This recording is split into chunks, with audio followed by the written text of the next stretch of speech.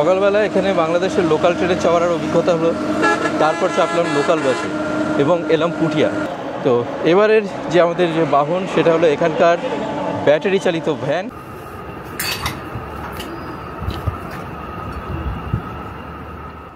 সম্পূর্ণ একটা নতুন অভিজ্ঞতা, যেটা মুর্শিদাবাদে এই অভিজ্ঞতা ছিল না। বাংলাদেশের এই পুঠিয়াতে এসে একটা সম্পূর্ণ অন্য অভিজ্ঞতা সঞ্চয় করছি। রাজশাহী থেকে এবার আমরা রওনা দিলাম পুঠিয়ার উদ্দেশ্যে। বাংলাদেশে বাসে চড়ার অভিজ্ঞতা এই প্রথম। বাসে সিট পেলাম না, অগত্যা দাঁড়িয়েই যেতে হলো। মাথার উপরে তাকিয়ে লক্ষ্য করলাম একটি করে ফ্যান। লোকাল বাসে এরকম ফ্যান আমি ভারতে কখনো দেখিনি, যা সত্যিই আমার ভালো লাগলো। বেশ কিছুটা চলার পর আমরা অবশেষে পৌঁছে গেলাম পুঠিয়াতে।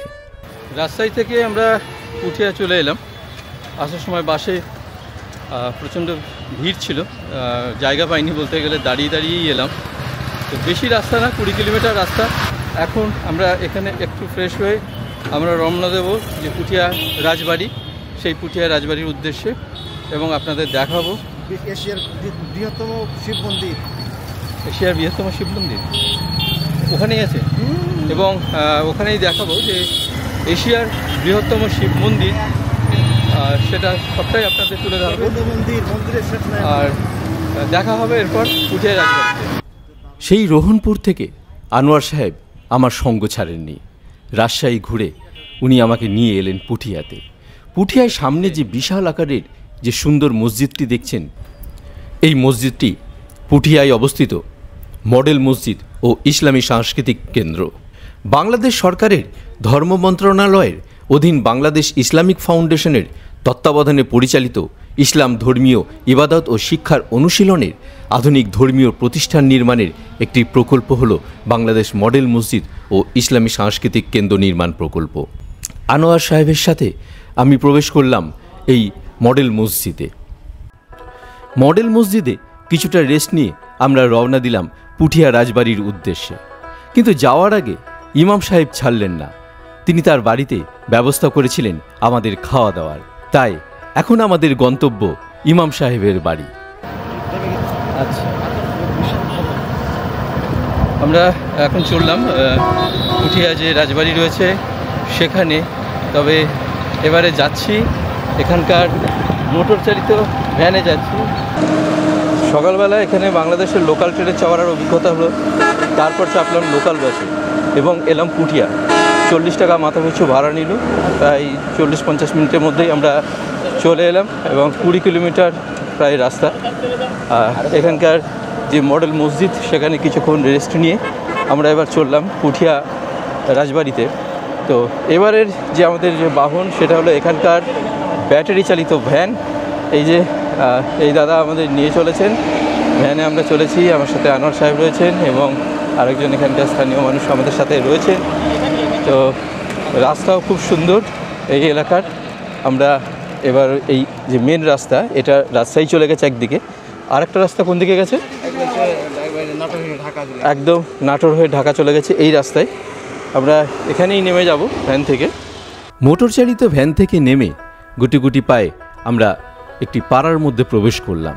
চারিদিকে সুপুরি গাছ, আম গাছের ছায়া। বাংলার শোভা যেন এসবের মধ্যেই খুঁজে পাওয়া যায়। আস্তে আস্তে আমরা পৌঁছে গেলাম ইমাম সাহেবের বাড়িতে। পুঠিয়া মডেল মসজিদ এবং ইসলামী সংস্কৃতি কেন্দ্রের সম্মানিত ইমাম জাহিদ হোসেনের বাসায়, তার আহ্বানে, তার আপ্যায়নে আমরা এখানে আছি। এবং এই আপ্যায়ন শেষে আমরা আলহামদুলিল্লাহ চলে যাব পুঠিয়া শিব মন্দির, পুঠিয়া রাজবাড়ি সহ অসংখ্য সেখানে জমিদার হেমন্ত কুমারীর প্রাসাদগুলো আছে, পাঁচানি জমিদার বাড়ি আছে, তাদের অনেকগুলো হাওয়াখানা আছে। সবগুলো আমরা দেখব ইনশাআল্লাহ, এবং আমাদের ইতিহাসের জ্ঞানকে সমৃদ্ধ করব। সেখানে একটি বিশাল শিব মন্দির আছে, উপমহাদেশের মধ্যে একটি অন্যতম শিব মন্দির, যেখানে যে শিবলিঙ্গটা আছে এটা সম্ভবত আমার জানার মতে এটা পাক ভারতের মধ্যে দ্বিতীয় বৃহত্তম শিব মন্দির। সেটিও আমাদের দেখা হবে আজকে। তো খাওয়া দাওয়া শেষে আমরা সেখানে যাব, এটাই আমাদের মনোবাঞ্ছা। তো সকলকে শুভেচ্ছা। আমরা খাওয়া দাওয়া শেষে সেখানে যে আপনাদের আবার জানাচ্ছি আমাদের আপডেট। পরম যত্নে ইমাম সাহেবের বাড়িতে দুপুরের আহার আমরা এইভাবেই সারলাম।